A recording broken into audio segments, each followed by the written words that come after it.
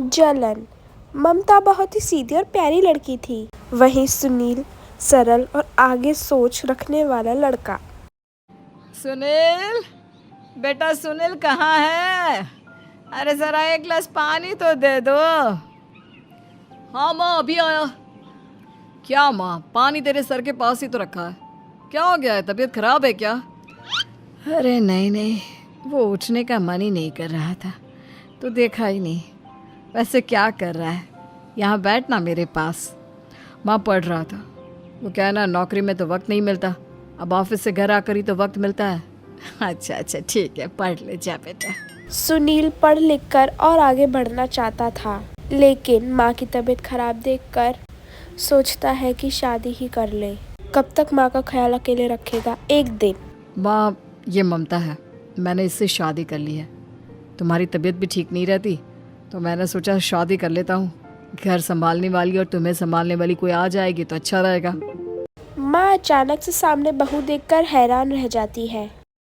बेटा, ये क्या बात होती है? न बैंड, न बाजा, न दहेज, न शगुन, ऐसे कैसे बहू आ गई?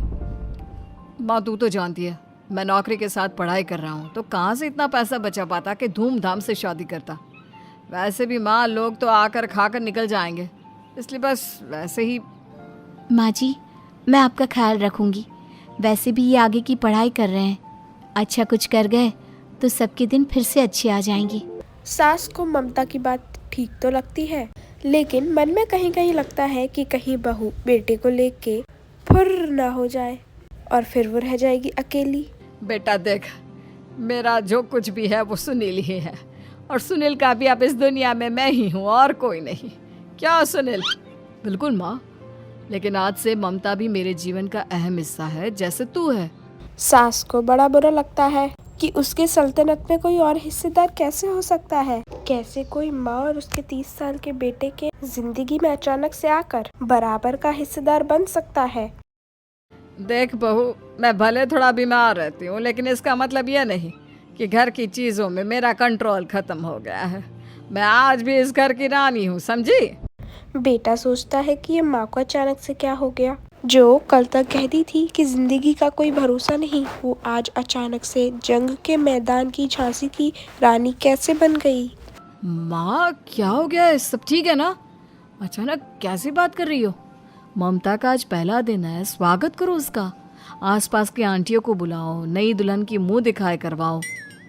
खैर, सास सास होने का फर्ज निभाती है और बाद में एक सहेली के साथ बाहर निकल जाती है। क्यों री बताया नहीं कि बेटे का ब्याह कर रही हो?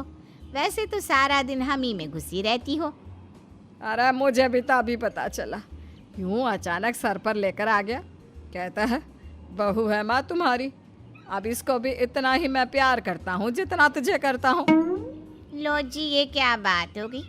क्यों इतना प्यार करता है? अरे माँ का प्यार तो ज़्यादा होता है। अब उसको तो कोई दूसरा पति मिल सकता है, लेकिन तुम ही बताओ, क्या माँ की ममता किसी और की हो सकती है? ना जी ना, बेटे को समझाओ ये बात। अरे क्या समझाऊं, मुझे तो खुद ही समझ में नहीं आ रहा कि क्या हो रहा है। जो बेटा कल तक माँ माँ करता था, अचानक से बीवी बीवी का राग आलाप रहा है। देखा, उसकी बीवी ना सुंदर और जवान है। सुंदरता के आगे तो एक से एक नहीं टिके। तो तेरा बेटा किस खेत की मूली है? माँ को यह समझ में आ जाता है कि बीवी की सुंदरता के आगे माँ के प्यार का कोई मुकाबला नहीं। वहीं बीवी, ए जी, अम्मा जी सहेलियों को छोड़ने गई थी, अभी तक आई नहीं। हम देख आए क्या?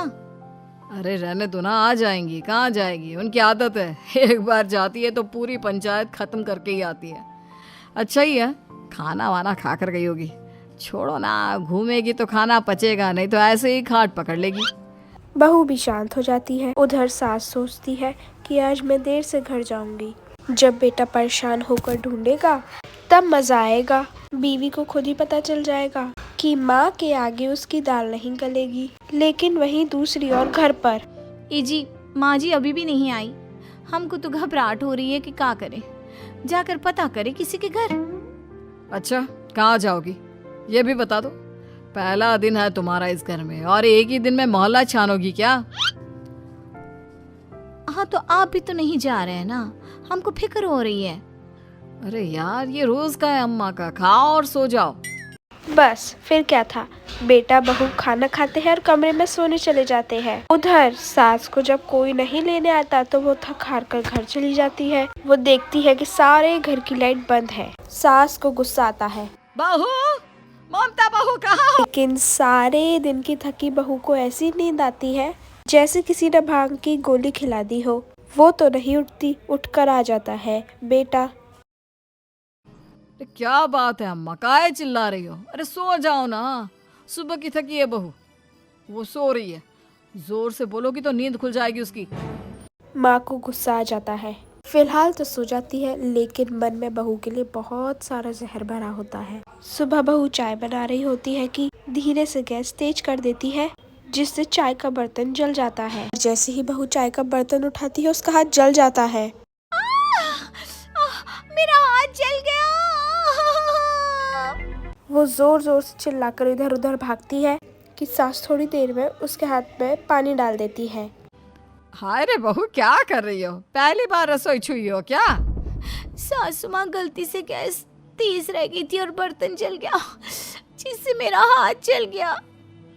हाय रे, कितना गंदा दाग, छी छी छी छी, मुझे तो उल्टी आ रही है तेरा गला हुआ मांस देखकर। तू ना मुझे अभी साथ से खाना मत लगाना। बहू की सुंदरता ऐसी है कि कोई भी दीवाना हो जाए। वैसे तेरे बेटे का क्या हाल है? अरे वैसा ही है, बहू के पीछे लट्टू। क्या करूं, कुछ समझ में नहीं आ रहा। मैंने तो बहू के चेहरे पर दिवाली के पटाखे की चक्री फेंक दी, उसका पूरा चेहरा जल गया। अब देखो ना रही सुंदरता, और ना ही अब मेरा बेटा उसे पूछता है। अरे अब तो वो उसे छोड़कर दूसरी भी देखने को बोल गया है मुझे। बहू सारी बात सुन रही होती है। आंटी एक बात बताइए, क्या भरोसा है कि दूसरी सही आए और आपके अनुसार रहे? देखिए आंटी, मेरी सासू माँ को गलत बात सिखाने की जरूरत नहीं है। हमारा परिवार साथ में खुशी से रह रहा है। देख बहू, मेरी सहेली की बेइज्जती ना कर, वही अच्छा रहेगा तेरे लिए, समझी? बहू नहीं मानती है। वो बार बार उनकी सहेली को घर से निकल जाने को कहती है। तभी सास की सहेली पास के चूल्हे से आग लेकर बहू के चेहरे पर लगा देती है। बहू जोर जोर से रोने लगती है। अरे ये क्या कर दिया? मैंने कहाँ किया, ये तो तूने किया। तू ही नहीं चाहती थी कि बहू बेटी के साथ रहे, भला मैं क्यों करूँगी? मैं तो चली, निपटो अब। बहू रो रही होती है, दर्द से चिल्ला रही होती है, लेकिन सास उसे डॉक्टर के पास नहीं ले जाती। तभी पति आता है। क्या हो गया ममता? ये दाग कैसे लगा? तुम कैसे जली? ममता कुछ नहीं कहती, चिल्ला रही होती है। सुनील माँ की तरफ देखता है। हो ना हो माँ, ये पक्का आपका काम है। आप ही ममता से जला करती थी ना। देखना माँ, अब पुलिस आएगी, केस बनेगा, लेकिन पहले मैं ममता को अस्पताल लेकर जा रहा हूँ। सभी अस्पताल जाते हैं, जहाँ डॉक्टर ममता की सास से कहते हैं, आपने तो नहीं जलाया ना बहू को? अब तो ममता की सास के पसीने छूट रहे होते हैं और वो कहती है, ना ना डॉक्टर साहब, कैसी बात करते हैं? हम क्यों जलाएंगे अपनी बहू को? डॉक्टर ममता के पति से पूछते हैं। देखिए, क्योंकि ये ससुराल में जली है तो मामला पुलिस का बनता है, तो आप पहले पुलिस को बुलाइए, तभी इलाज पूरा होगा। सास डर जाती है कि अब तो बची जिंदगी जेल में काटनी पड़ जाएगी। क्या होगा? रहने दीजिए ना, पुलिस को क्यों बुलाना? सारी हंसी खत्म हो जाएगी जब पुलिस के डंडे पड़ेंगे। बहू को जलाना भले ही बहुत आसान हो, लेकिन उसके बाद सारी जिंदगी जेल की हवा खाना। सास डर जाती है। पुलिस आती है। पास लेटी दर्द से चिल्ला रही ममता स्टेटमेंट देती है। तो क्या हुआ था? कैसे जली आप?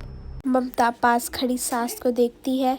बेटी बताओ, कैसे जल गई तुम?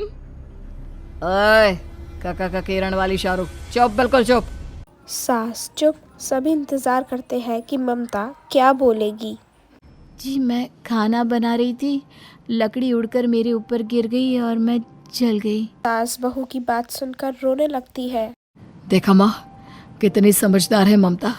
ये चाहती तो, हाँ बेटा, ये चाहती तो मैं आज जेल में होती। मुझे माफ कर दे।